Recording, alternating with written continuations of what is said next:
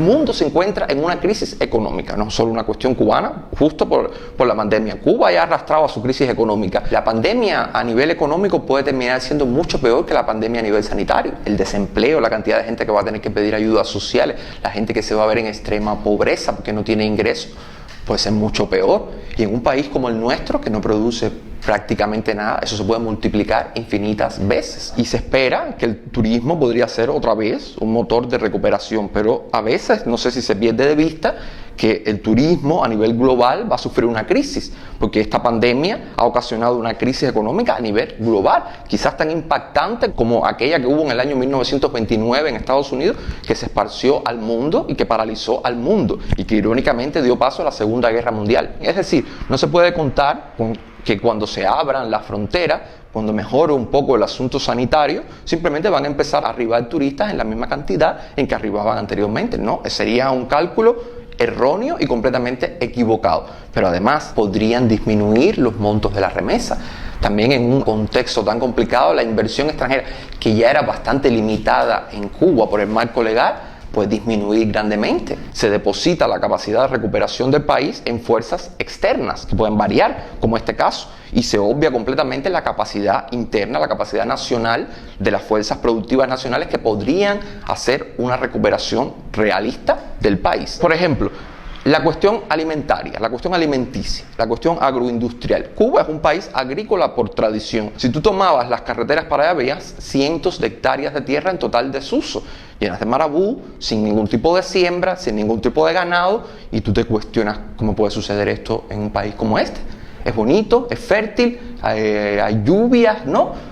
¿Cómo podemos estar en términos alimenticios tan depauperados? Esa es una pregunta para las autoridades, ¿no? ¿Cómo se han permitido esto? Cuidado con el perro que muerde callado. Los perros del curro no están vacunados. Cuidado con el perro que muerde callado. Amarren el perro que muerde callado. Cuidado con el perro que muerde callado. Que lo digo mi vida que muerde callado. Simplemente porque al campesino, que es la base de la producción alimentaria en Cuba, no se le incentiva y se le frena. Por ejemplo, un campesino independiente no puede escoger sembrar papas, porque la patata es un monopolio exclusivo del gobierno.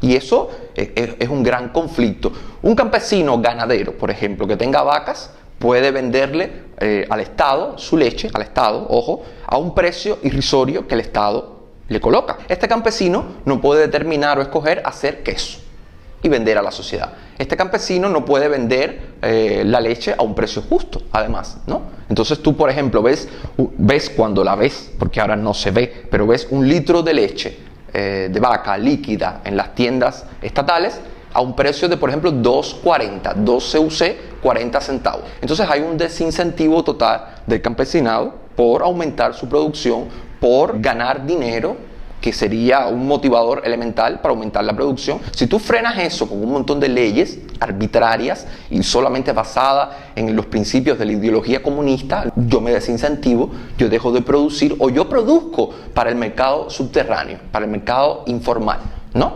Porque no me es conveniente venderle al Estado y simplemente perder. Se sigue vertiendo un discurso desde los medios oficiales, y cuando se dice de los medios oficiales, evidentemente desde el Partido Comunista, de que la pequeña y la mediana empresa son un elemento negativo que llevaría al neoliberalismo, al capitalismo, a todos esos calificativos que ellos usan para denigrar el emprendimiento. Una de las cosas que se hablaba en aquellos lineamientos o sobre ese tiempo era disminuir el sector estatal en la economía cubana. Creo que se hablaba de hasta 500.000 de empleos, rebajar. ¿Qué se hace con toda esa gente? Se convierten en desempleados. En teoría se esperaba que el sector privado acogiera toda esa fuerza laboral, ¿no? Lo cual sería lo más lógico, lo más decente en términos sociales. No se atrevieron a dar ese paso, ni a liberalizar el sector privado para que acogiera esa fuerza laboral, ni a disminuir la sobrepoblación que hay en las empresas estatales, que son muchas veces parasitarias y hacen que esas empresas no sean productivas. Una de las cosas que provocó que no se desarrollara más la apertura económica en la época Obama, cuando Obama liberalizó y dio una oportunidad inmensa para la economía cubana y para el gobierno cubano en aquella específica coyuntura era que el gobierno cubano, sectores recalcitrantes del gobierno cubano, decían que la administración cubana quería crear con la pequeña empresa, con la mediana empresa, con el emprendedor privado o cuentapropista, como le llaman aquí, un caballo de Troya. Ahí tú te das cuenta que tienen temor a que el sector económico se empodere a tal punto que los rete en la política, que los cuestione en sus políticas económicas y que pueda ser realmente un diferencial y cambiar el orden de cosas. No hay voluntad política porque hay temor a que eso se les vaya de las manos en diferentes dimensiones de la sociedad cubana que se pueden ver, tanto cómo quedaría el sector estatal ganando 400 o 500 pesos y un emprendedor de repente puede ganar 5.000, 10.000 pesos al mes. Si hoy tú analizas el cumplimiento de esos lineamientos, menos del 10% fue satisfecho. Tal vez el gobierno en materia estratégica puede determinar que un grupo de renglones son de la categoría de seguridad nacional. No lo sé. La energía, las minas, las megas empresas, no lo sé, tal vez. Y aunque esto es discutible, podría ser comprensible. Pero tú no puedes simplemente prohibir la pequeña empresa. Es decir, si yo tengo que escoger en la lista de renglones que se abrieron, yo no me encuentro representado en esa lista. Yo conozco mucha gente que no se encuentra representada. Yo no soy ni desmochador de palmas, ni soy arrendador de una vivienda. Corresponde a las autoridades, porque son las que tienen el poder absoluto en Cuba, tomar una serie de decisiones en función de o una apertura en términos económicos o un mejoramiento de la realidad. Necesitamos vender en una cantidad de mercancías en moneda libremente convertible para tener divisas, para seguir ampliando esa venta y con esa venta seguir teniendo dinero, para también una parte de ese dinero introducirlo en la industria nacional, que la industria nacional se convierta en una fuente de productos para esas tiendas y para las otras, y además tener un dinero también que nos permite en las otras tiendas poder sostener las otras cosas que queremos vender. Que haya un marco social y un marco legal donde las personas se sientan representadas y se sientan protegidas en la custodia de su propiedad, de su emprendimiento.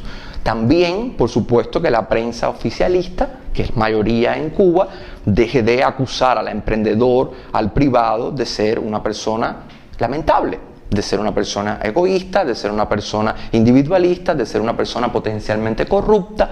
Hace poco hubo una discrepancia en prensa, el presidente decía algo como que había que liberar las fuerzas productivas hace unos meses y más tarde la prensa hacía como una especie de postulado contrario. Eso es absurdo. Nunca se creó un mercado mayorista para esta gente, se creó alguno, escuché, pero no había realmente una estructura de mercados mayoristas donde los emprendedores o los privados pudieran comprar a bajos precios o a precios menores y pudiesen vender a precios asequibles a la sociedad. Esto es muy peligroso. Y esto ha traído los niveles de carencias que hay hoy, donde el Estado no es capaz de suplir las necesidades de la gente, pero siguen coartando, siguen controlando al sector privado, que entonces tampoco es capaz de satisfacer las necesidades de la sociedad. Entre el hambre y la COVID y tanto inescrupuloso, veo un futuro horroroso, negro con pespunte gris. Ni en la corte del rey Luis hubo tanto desatino.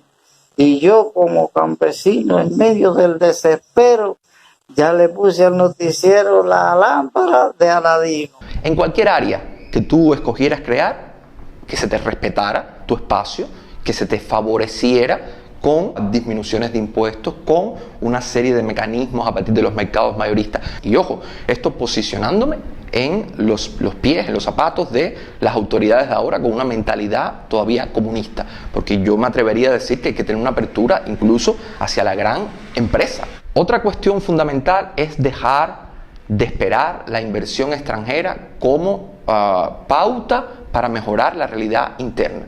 Los cubanos han demostrado de sobra en el territorio nacional y fuera del territorio nacional que tienen la capacidad de generar ideas y de generar emprendimientos exitosos. La ciudad de Miami sería, está en lo político totalmente desencontrada con la oficialidad cubana, pero en materia económica es un ejemplo totalmente vasto de lo que puede hacer el cubano.